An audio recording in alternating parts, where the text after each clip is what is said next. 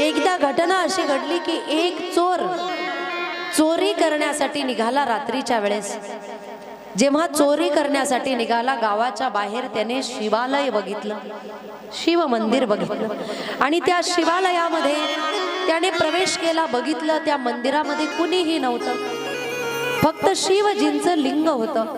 त्याने बघितलं मंदिराच्या बाहेर दानपेटी ठेवलेली आहे. आता चोरच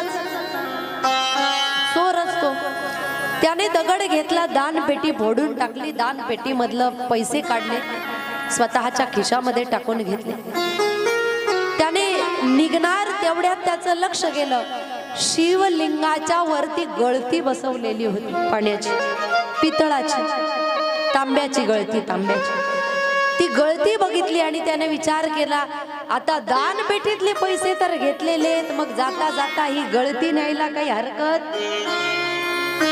तो शिवलिंगाच्या जवळ आला, त्याने गळती काढून घेतली. म्हटले मोडीत जरी दिली तरी कमीत कमी 1000 रुपये तरी येतीलच.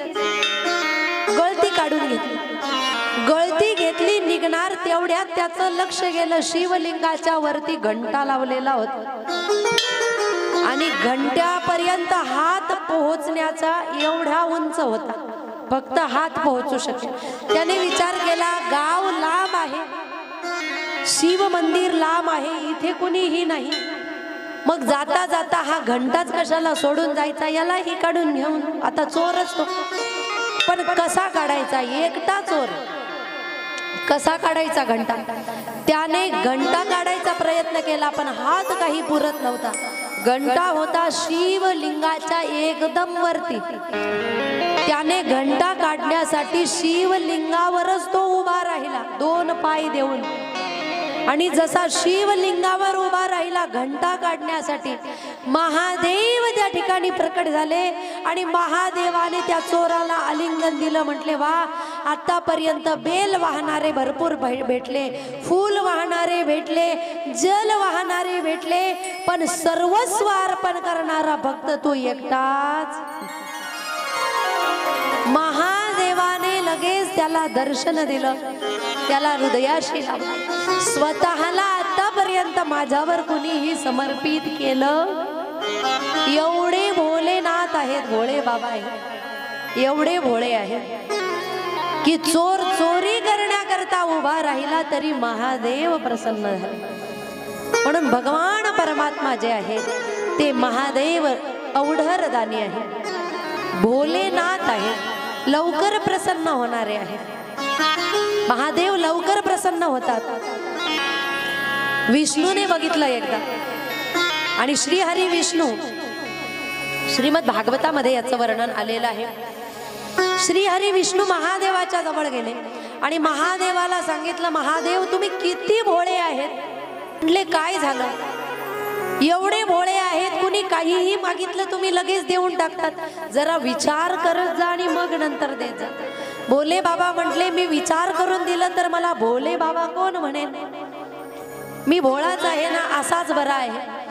म्हटले, प्रभो एखाद्या दिवशी हे गोष्ट फार महागात पडेल. विष्णूने सांगितलं. महादेव म्हणले, काही हरकत नाही, जे होईल ते बघितलं जाईल. एका दानवाने तप केलं महादेवाच्या नावाने, आणि तप केल्यानंतर प्रसन्न करून घेतलं महादेवाला. महादेव प्रकट झाले. म्हटले, काय देऊ. म्हटले, अमरतेचं वरदान. महादेव म्हटले, देत नाही, अमर कुणालाही करत नाही. मग असं करा, ज्याच्या डोक्यावर मी हात ठेवेल तो जळून भस्म झाला पाहिजे. महादेव म्हणले, चालेल, तथास्तु. त्या भस्मासुराला महादेवाने वरदान दिलं आणि त्या भस्मासुराने विचार केला, महादेवाच्या जवळ केवढी सुंदर स्त्री आहे पार्वती, तिला जर प्राप्त करायचं असेल तर महादेवाला भस्म करून टाकू.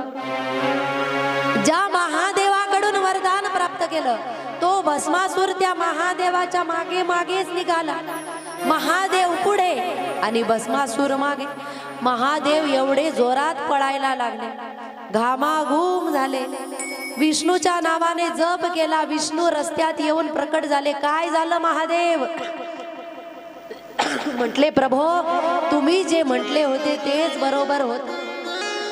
मी पात्र बघितलं नाही आणि वरदान देऊन टाकलं आणि हा भस्मासूर माझ्याच मागे निघाला, माझ्या डोक्यावर हात ठेवण्यासाठी, वाचवा प्रभो मला. त्यावेळेस विष्णू सर्वसामान्य व्यक्तीच्या रूपाने रस्त्यामध्ये उभे राहिले. भस्मासुराला बघितलं आणि भस्मासुराला विचारलं, कुठे पळतायत? म्हणले महादेवाच्या मागे, त्यांच्या डोक्यावर हात ठेवण्यासाठी. त्यावेळेस त्याने सांगितलं, त्यांच्या डोक्यावर हात ठेवून काय करायचंय? म्हटले मी वरदान प्राप्त केलेलं आहे की ज्याच्याही डोक्यावर हात ठेवेल तो जळून भस्म होईल. म्हटले खोटंय वरदान, खोटंय, काहीच खरं नाही. यांनी असे वरदान खूप जणांना दिले, काहीही फायदा झाला नाही. तुम्हाला खोटं वाटतंय का? बघा, म्हटले मलाही वरदान दिलं, मी माझ्या डोक्यावर हात ठेवतो, होतंय का काही? काहीच होत नाही म्हटलं. आणि तुम्हाला बघायचं असेल तर तुम्हीही तुमच्या डोक्यावर हात ठेवून दाखवा. भस्मासूर म्हटला, मी जर भस्म झालो तर? म्हटले हे बघा, एक करा, तुमचा हात असा डोक्यावर धरा, गरम लागत असेल तर काढून घ्या, गरम लागत नसेल तर अजून थोडा खाली घ्यायचा. लागतंय का? म्हटले गरम. म्हटले नाही, अजून खाली घ्या. गरम लागतंय का? म्हटले अहो काहीच होणार नाही. म्हटले यांच्या वरदानात ताकदच नाही. आता श्री हरी विष्णू शिकवतायत, चतुरा तू शिरोमणी गुण लावण्याची खाणी. त्यांनी समजवलं आणि त्यांच्या काठीत कोणी फिरलं नाही असं जगात कोणीही. म्हणले काहीच होणार नाही, ठेवा डोक्यावर हात. जसा डोक्यावर हात ठेवला, हात ठेवल्याबरोबर भस्मासूर जळून भस्म झाला.